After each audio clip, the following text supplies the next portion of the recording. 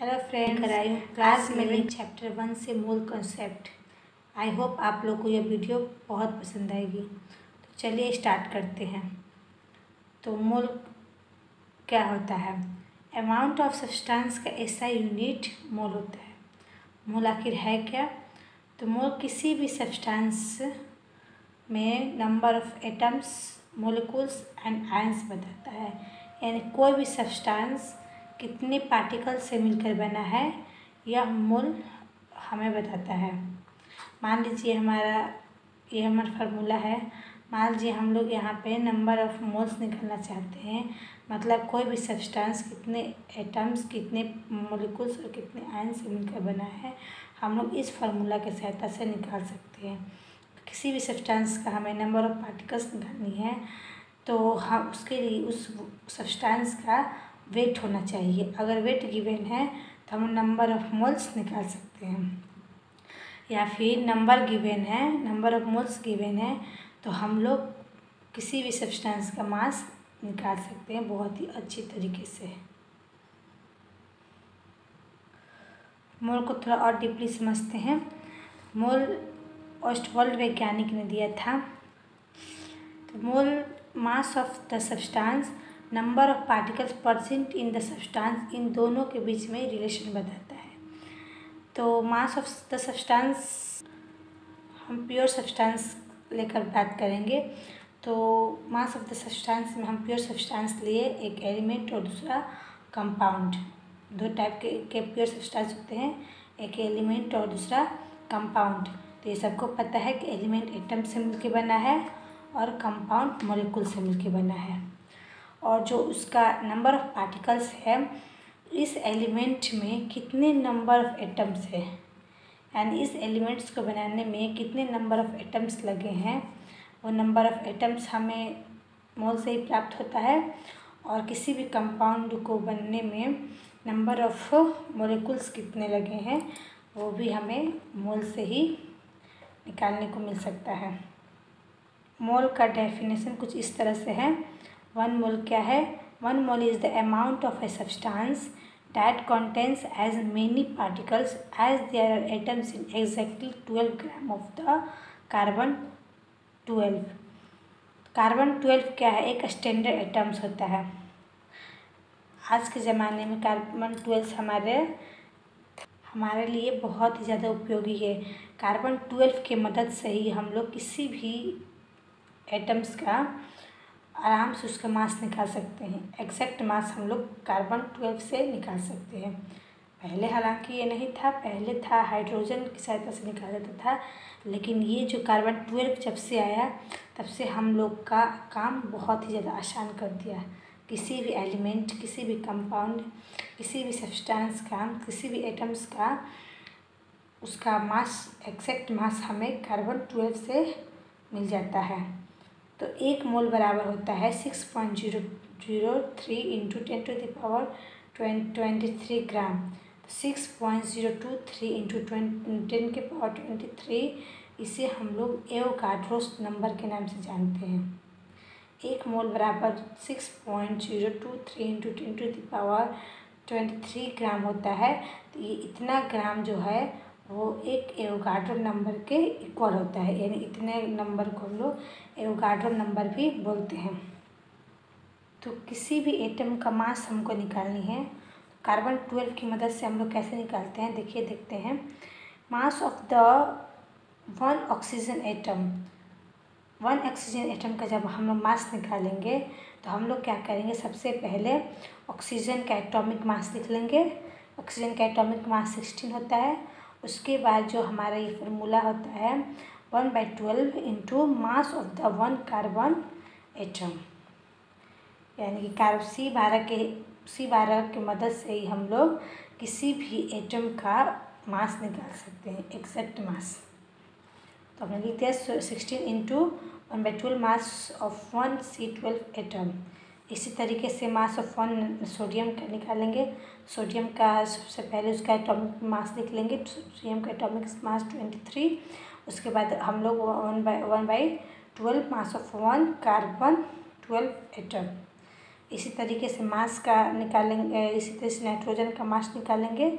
तो नाइट्रोजन का हो गया atomic mass 14 into 1/12 mass of 1C12 atom. यहाँ पर हम ये देख रहे हैं कि 1/12 मास ऑफ 1C12 एटम बहुत ज़्यादा लिखना पड़ रहा है।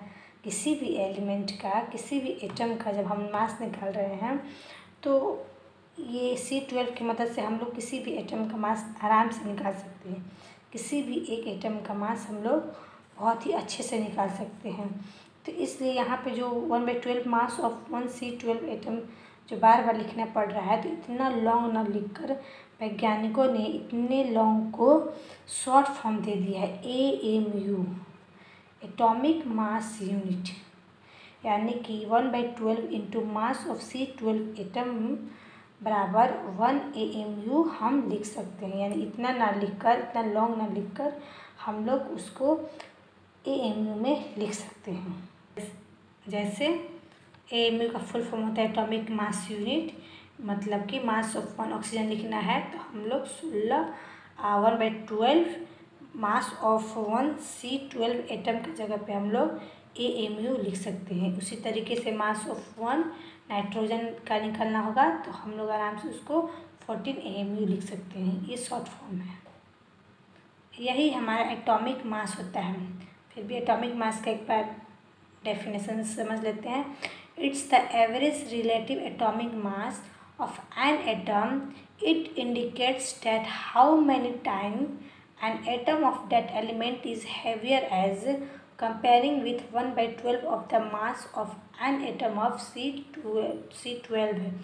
कहने का मतलब एटॉमिक मास वो होता है, अगर हम लोग मान लीजिए कि किसी ऑक्सीजन के एक एटम का मास निकाल रहे हैं तो यहाँ पे ये कह रहा है कि इसका atomic mass 1/12 mass of 1C12 से कितने गुना हैवियर है। तो कितना गुना हैवियर है? 16 गुना। ऑक्सीजन का 1 atom mass of C12 atom से कितना गुना हैवियर है? 16 गुना हैवियर है। तो हम लोग इसको लिख सकते हैं 16 और इतना बराबर हम लोग क्या लिख सकते हैं? AMU, यानी कि मास ऑफ 1 ऑक्सीजन एटम बराबर हो जाएगा 16 AMU। लेकिन आज के ज़माने में AMU का भी संक्षेप रूप आ गया है। AMU को भी इस तरह से स्मॉल u से लिखा जा रहा है। यानी in today time the AMU is written as small u and known as unified mass. Small u को यूनिफाइड मास के नाम से जानते हैं। ये आज के समय में चल रहा है। एटॉमिक मास को AMU ना लिखकर उसका और शॉर्ट फॉर्म बना दिया गया है, जिसका नाम दे दिया गया यूनिफाइड मास, यानी कि स्मॉल u। और AMU का फुल फॉर्म क्या होता है? Atomic mass unit. और और ये सिंपल u क्या बोलते हैं? यूनिफाइड मास। अब यहाँ पे हम देख रहे हैं, तो आखिर यहाँ बात है कि एक AMU बराबर होता कितना है। तो मास ऑफ 1C12 एटम निकालना है। मास ऑफ C12 एटम यानी कि C12 में एटम, एक C12 का मास निकालना है, एक C12 एटम का मास निकालना है। तो mass of 1C12 atom equal होता है 1.99 इंटू 10⁻⁻23 ग्राम। ये मास स्पेक्ट्रोमीटर के द्वारा होता है। यहाँ पे 1 कार्बन एटम का मास कितना है? 1 कार्बन एटम का मास होता है 1.99 इंटू 10⁻⁻23 ग्राम। ये मास स्पेक्ट्रोमीटर के द्वारा होता है। तो यहाँ पे आप समझ लीजिए कि मास स्पेक्ट्रोमीटर क्या होता है। तो मास स्पेक्ट्रोमीटर क्या होता है? यह छोटे छोटे पार्टिकल्स का मास क्या करता है? कैलकुलेट करके हमें दे देता है। मास स्पेक्ट्रोमीटर के द्वारा छोटे छोटे पार्टिकल्स का मास कैलकुलेट करता है ये। ठीक, उसके बाद तो जब एक कार्बन एटम का मास है 1.99 इंटू 10⁻⁻23, तो इसलिए एक AMU बराबर कितना हो जाएगा? तो 1.99 इंटू 10⁻⁻23 अपॉन 12। 10⁻23 से जब हम लोग डिवाइड करेंगे तो 1.66 इंटू 10⁻⁻24 ग्राम आएगा। तो 1.66 इंटू 10⁻⁻24 ग्राम 1/Na के बराबर होता है। पीछे हम लोग बताए हैं Na क्या होता है। Na एक एवोगाड्रो नंबर होता है। तो ध्यान रखिएगा 1.66 इंटू 10⁻⁻24 ग्राम 1/Na के बराबर होता है, ना कि Na के बराबर होता है। तो अगर 1Na का मान पूछेगा तो 6.23 इंटू 10⁻23। अगर एवोगाड्रो नंबर का मान पूछता है तो उसका वैल्यू होता है 6.023 इंटू 10⁻23। ठीक, ये 1.66 इंटू 10⁻⁻24 ग्राम जो है वो 1/Na के इक्वल होता है। तो यानी हम कह सकते हैं कि 1 AMU इक्वल टू होता है 1.66 into 10⁻24 gram equal to 1/Na gram. ठीक, एक बात और याद रखिएगा, 1 मोल बराबर कितना होता है ग्राम। 1 मोल बराबर 6.023 इंटू 10⁻23 ग्राम होता है, और यही 6.023 इंटू 10⁻23 ग्राम एवोगाड्रो नंबर के बराबर होता है, जिससे हम लोग Na से डिनोट करते हैं। ठीक है, उसके बाद एक नोट है, यहाँ पे देख लेते हैं नोट को। 1 मोल ऑलवेज कॉन्टेन्स, 1 मोल हमेशा 6.022 इंटू 10⁻23 पार्टिकल्स होते हैं। वो पार्टिकल्स कौन से होते हैं, एक एटम्स या भी मॉलिक्यूल्स हो सकता है, आयंस हो सकते हैं, इलेक्ट्रॉन हो सकते हैं या प्रोटॉन हो सकते हैं। देखते हैं कितने एटम्स होते हैं, एक मोल में कितने एटम्स हो सकते हैं, कितने मॉलिक्यूल हो सकते हैं, कितने आयन हो सकते हैं या फिर कितने इलेक्ट्रॉन हो सकते हैं। तो 1 मोल ऑफ हाइड्रोजन एटम का मान पूछेगा अगर, 1 mole of hydrogen atom equal होता है 6.023 into 10⁻23 hydrogen atom. 1 mole of CO2 molecule होता है 6.023 इंटू 10⁻23 CO2 मॉलिक्यूल, या फिर 1 mole of K plus ion होता है इतना ही, और 1 मोल ऑफ इलेक्ट्रॉन आयन होते हैं उतना ही। यानी कि आयन पूछे, एटम पूछे, मॉलिक्यूल पूछे या फिर इलेक्ट्रॉन पूछे, अगर मोलों की संख्या पूछता है, कुछ भी पूछे, तो वो मोलों की संख्या 6.023 इंटू 10⁻23 ही होगा। मान लीजिए पूछ दिया कि एक मोल पेन बराबर कितने ग्राम, तो 1 मोल पेन बराबर भी हमारा हो जाएगा 6.023 इंटू 10⁻23 ग्राम। फट से अगर कहीं भी मोल की बात आ जाए तो फट से वो इस नंबर में कन्वर्ट हो जाता है। तो हमारा 1 AMU का जो मान आया था 1.66 इंटू 10⁻⁻20 ग्राम जो ये आया था, इस AMU के मदद से, इस AMU के वैल्यू के मदद से हम लोग किसी भी एटम्स का एग्जैक्ट मास निकाल सकते हैं। मान लीजिए हमारा जो हम निकाल रहे थे, mass of one oxygen atom, यानी कि एक ऑक्सीजन के एटम में कितने मास होते हैं। तो उसके लिए हम लोग क्या करेंगे, पहले ऑक्सीजन का एटॉमिक मास लिख लेंगे। एक ऑक्सीजन का एटॉमिक मास कितना हो जाएगा 16। उसके बाद हम लोग क्या 16 AMU होता है ना, 16 AMU होता है। तो हम लोग क्या करेंगे 16 AMU की जगह पे, एक AMU कितने के बराबर होता है 1.66 इंटू 10⁻⁻24 से मल्टीप्लाई कर देंगे, तो हमारा mass of one oxygen atom का वैल्यू निकल जाएगा, एग्जैक्ट वैल्यू कि ऑक्सीजन का कितना वेट होता है, वो एग्जैक्ट वैल्यू हमारा निकल जाएगा। ठीक, कोई भी एटम हो, हम लोग क्या कर देंगे AMU के वैल्यू से मल्टीप्लाई, उसके मास का मल्टीप्लाई कर देंगे, AMU का वैल्यू रखकर उसके एटॉमिक मास से मल्टीप्लाई कर देंगे, तो वो हमारा उस एटम का मास निकल जाएगा। अब आते हैं मोलर मास क्या है। तो चलिए, तो मोलर मास जो अभी हम लोग यहाँ पे ग्राम में निकाले हैं, ग्राम में, तो वही होता है मोलर मास को। देखो मोलर मास क्या होता है, मास ऑफ 1 मोल सब्सटेंस इन ग्राम। जो सब्सटेंस ग्राम में हो वही हमारा मोलर मास होता है। जैसे molar mass of oxygen atom, molar oxygen atom का मोलर मास जब हम लोग निकालेंगे तो mass of 1 mole oxygen atoms, तो mass of 1 mole oxygen atoms कितना है 16 mu। और जो ये आपका नंबर ऑफ एवोगाड्रो संख्या इनकी नंबर ऑफ मोल है, नंबर ऑफ मोल को हम लोग Na लिख सकते हैं। 16 इंटू 1 AMU बराबर होता है ना 1/Na।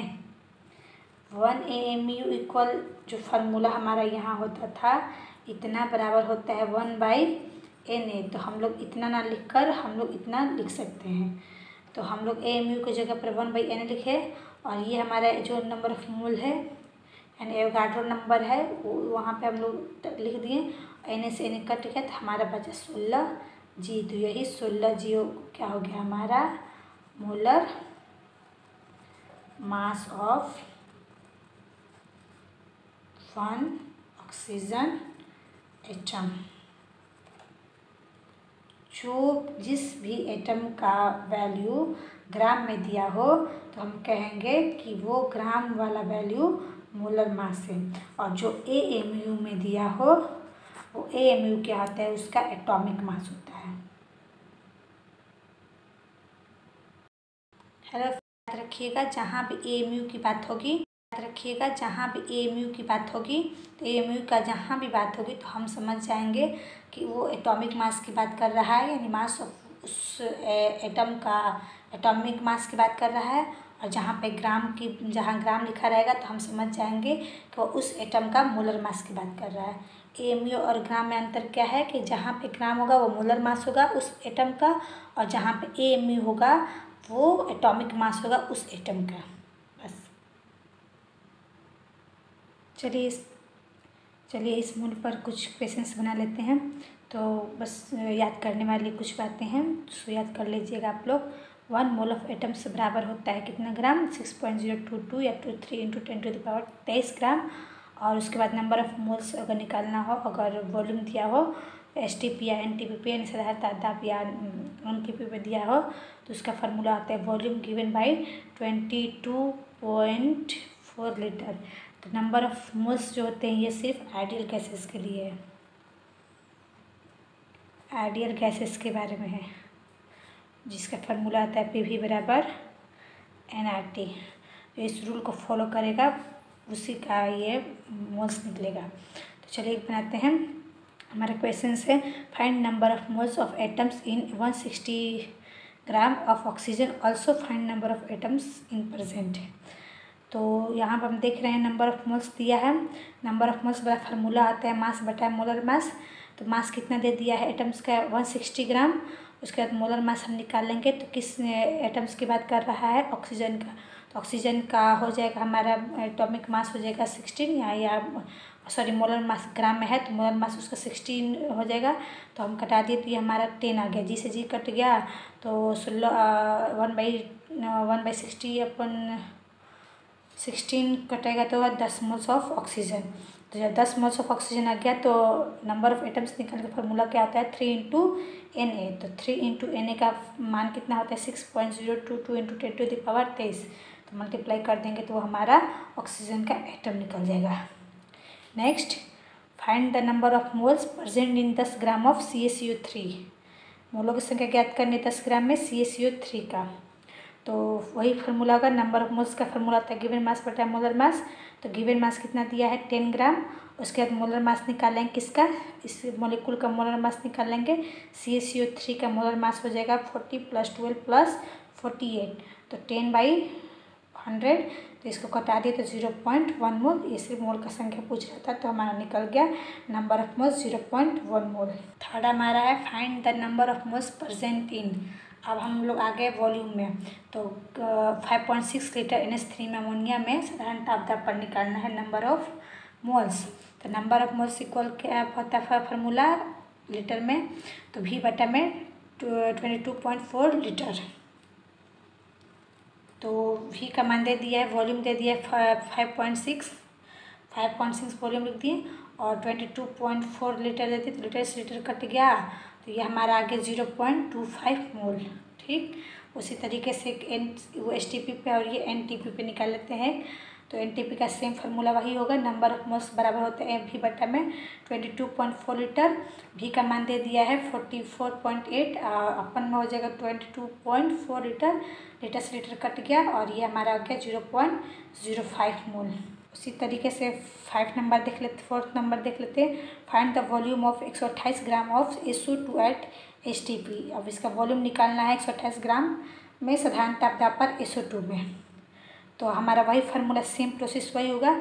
इसमें हमारा नंबर ऑफ मोल्स निकालना है, ठीक। वॉल्यूम दे दिया है, हमको नंबर ऑफ मोल्स निकालनी है। उसके लिए पहले हम क्या करेंगे, वॉल्यूम निकालना है, नंबर ऑफ मोल्स दे दिया है, ठीक। वॉल्यूम निकालना है हमें और इसमें नंबर ऑफ मोल्स दे दिया है। तो फार्मूला सेम वही निकालेंगे। यहाँ से हम क्या कर लेंगे, सबसे पहले नंबर ऑफ मोल्स निकालेंगे, क्योंकि जब एक का वैल्यू निकला हुआ रहेगा तो दूसरा ऑटोमेटिक आ जाएगा। तो n बराबर होता है क्या, गिवन मास बटा में मोलर मास।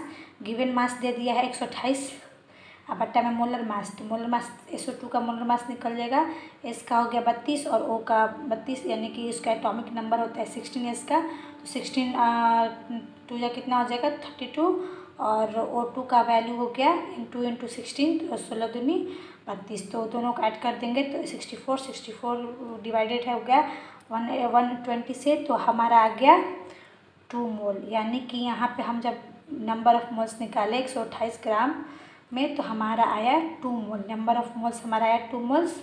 तो जब 2 मोल्स हमारा आ गया तो आराम से हम उसका V का वैल्यू यानी वॉल्यूम उसका निकाल सकते हैं। तो नंबर ऑफ मोल्स बराबर क्या फार्मूला आता है, V बराबर 22.4। तो नंबर ऑफ मोल्स निकला है हमारा कितना 2 मोल, और V का वैल्यू फाइंड करना है तो इसको छोड़ देंगे।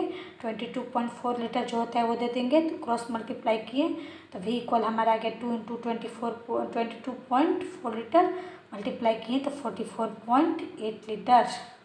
यही हमारा उसका वॉल्यूम है, बस।